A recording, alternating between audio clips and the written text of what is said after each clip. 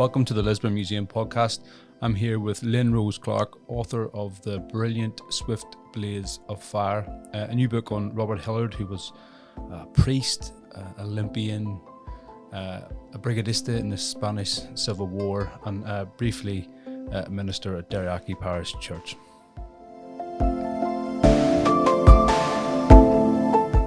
When was the book written? Well, I began it in 2014. Okay. I came and I stayed, I actually camped in Killarney and I went around Killarney. What time of year of this? It was in August. It was extremely wet. It was wonderfully wet. And at that stage, there was a chapter in the book about my grandfather's grandmother. So what I wanted to do was trace, she used to walk this incredible journey from Killarney to Cork. So I followed in her footsteps, as it were. I didn't walk it. I have to confess I drove it because you wouldn't want to walk along that road. And I visited the famine graveyard because she was walking at the time of the famine.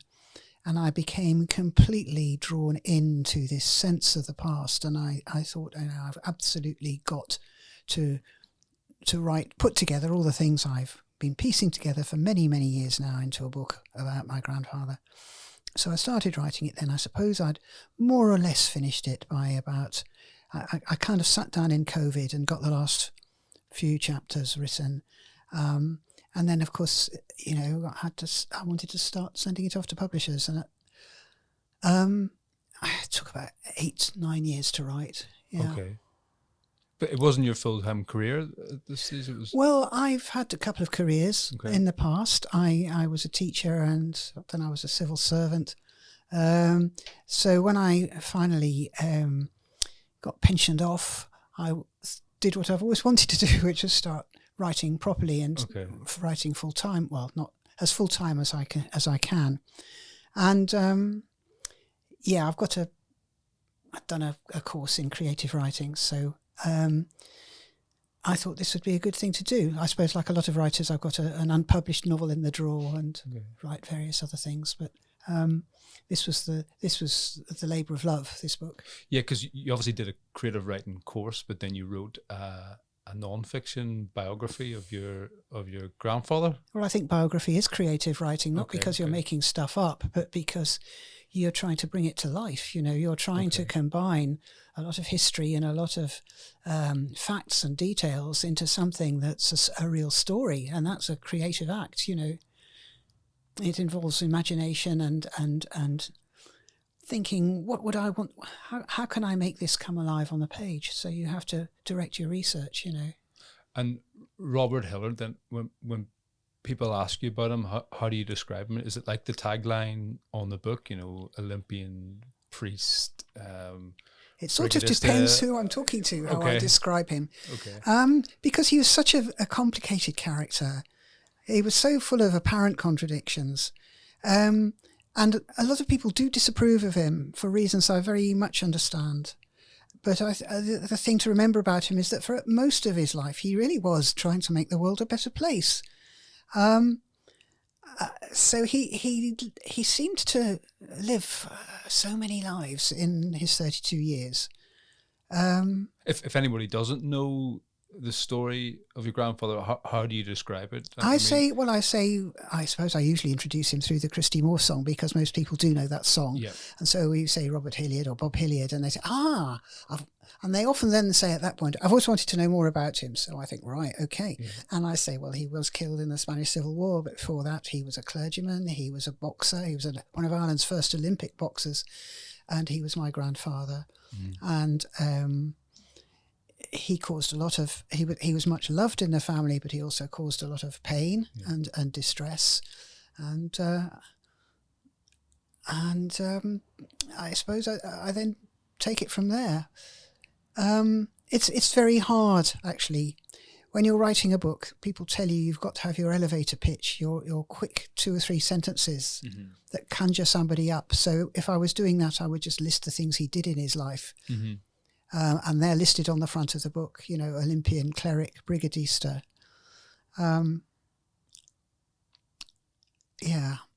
I think he's very hard to sum up in a few words. Yeah, I mean, having read the book, I think reducing him to a couple of words doesn't really do the full story justice. It's a very complicated story. It's a difficult story to read at times. It's a story which has had an immense emotional impact on our family and left a big legacy. And so how do you put that into words? Just a few words? You can't really. When you were growing up then, you obviously knew about your grandfather? Yes, I did. I think I'd start the book by explaining that when I was 8 or around about that age, I'd come home from school very excited because we'd seen all these slides of Spain. It was a new thing then to go on holiday in Spain, and our class teacher had been to Spain, so we all had to sit and watch the slides. And I went home and said, let's go to Spain. And my mother visibly flinched and said, no, we will not go to Spain. And I thought, what's all this about? And then my father explained to me, and I do remember this, about General Franco and about the fact that, you didn't have elections in Spain, that he was a dictator. And then later on that evening, Mum told me that her father had been killed in Spain, or she said that at the meal, but she then went into detail, and I asked her about it later on. And from then on, it was this mystery man who hung over our lives, because I could tell that my mother was still extremely unhappy. And at that stage, she was still having terrible dreams in which she would be running after her father, trying to catch up with him. She was, a young woman with her own children, and she would still be dreaming that he would, she'd run up behind him and he'd turn around and look at her, and there'd be no recognition or even love in his face. And this was a traumatic thing that had happened to her, losing her father. Yeah, absolutely. So he's a student, and he's a boxer, and then he's a journalist. Yes. And a priest. And he moves to Belfast, and the family eventually settle outside Lisburn, Ballinderry direction. Yes. When he left the family, when he left the family for London, he left his debts. He was taking flight from his debts, really. And I think what he hoped was that he would be declared a bankrupt, because that would mean that Rosemary, his wife, was freed from his debts. And the problem was he never actually was declared bankrupt. There's no nothing on the records to show that he was. And so his wife still had everyone banging on the door, coming for their money. And she had to take the children off. So they did a midnight flit, and off they went first to Annalong. And then they had to move from there to Ballinderry, and they were desperately poor. And Robert Hilliard, poor old fellow, he was desperately poor. He had no money to send them. He was doing his best, but he had nothing. He was in London. And he and Rosemary kept up a correspondence, a very friendly one, actually. And she always thought he would come back. But then, like so many people, he went off to Spain. Yeah, something that struck me reading the book is that your great-grandmother, so Rosemary's mother, I forget Rose, her name. Yeah, she was very supportive of the family. I mean, if Robert is the anti-hero, then she's the sort of hero of the story in a way, isn't she? She was marvellous. In fact, both the grandmothers were marvellous. Robert's own mother, Alice, was a lovely woman. My mum remembers her with huge affection, and she looked after my mother when Robert and Rosemary were sorting themselves out for him to come and train as a priest. So my mum lived with her for a long time, and she also lived for a long time, or frequently anyway, with her mother's mother. And yes, she was sort of like the rock of the family. And I think she provided the sort of emotional stability that made it possible for my own mother to be a good mother herself, because her own mother wasn't a willing mother, wasn't a very happy mother, and always felt very hard done by, and that she didn't want to do any housework, and that she had a lot. She was brought up by servants herself a lot of the time. She'd had her father had died when she was young, so she'd had a disrupted childhood. And I think if she hadn't had Rose, her own mother, to help her, I think things would have been terrible for the children. I mean, they were pretty bad as it was. Yeah. The mechanics of writing the book then, so you wrote this over a couple of years, and No, I wrote it over more like 8 or 9 years. 8 or 9 years, okay. So how was that process? Did you look at archives? Did you have access to newspapers? Did you have access to journals? You obviously had access to family letters and things like that. I did, although there is a problem which I describe in the book, which is that a lot of Robert's own letters we don't have. Rosemary destroyed them.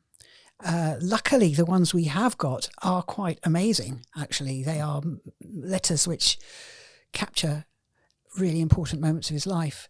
What else did I look at? I looked at photos. I looked at all the family records. I interviewed a lot of family members, everyone in Ireland that could possibly have a recollection or something to contribute. I went and spoke to. Was that difficult? Like somebody who knew of him, or certainly not knew him? No. Well, for example, his sister Moll. Okay. By the time I started writing the book, she had died sadly, but I was able to interview a couple of her children who had good memories of what Moll had said to them about her brother. Okay. So I did get a lot of helpful stuff from them. I was able to interview in 2004 his old playmate from when he was living in Killarney as a little boy. He'd go off to the lakes and play by the lakes with his cousin, and I interviewed his cousin Robin just before he died. So that was very interesting. So there were the interviews, and then there's a famous biographer called Richard Holmes who said you should follow in the footsteps of your protagonist. When you're writing a biography, you should go where they went. And I'm so glad that I took that advice, and I did, because that was perhaps some of the most interesting aspects of the research, was following in his footsteps from, round Ireland to different places. You went to Spain too, didn't you? I went to Spain, yes, and went to Madrigueras, where the international, where the English battalion of the international brigades trained. Where I went to Albacete, I went to Castellón, where the hospital is, where he died, and the cemetery where he's buried. So this brought it all back to life for me, I think. Yeah, well, I hope you don't understand. It's a wonderful book. Like, it's a great read. It's sad and it's complicated, but it's very easy to read. It's beautifully written. What's your next project then? Oh, I've got various irons in the fire. I'm at the moment, when I write at the moment, I tend to write short fiction, and I write for my own pleasure and my own satisfaction. I'm not sure that I shall be undertaking a whole biography very soon. Yeah, because I'm still getting over writing the last one. Okay, it's a big thing to write. Was it a cathartic experience? Was it a useful exercise? Yeah, it was a lovely thing to do with my mother. During COVID, I wasn't able to visit her because we couldn't visit old people. She's in supported living. She's 97 now. Okay. So during COVID, I got special dispensation to sit outside her front door, the regulation 2 meters away.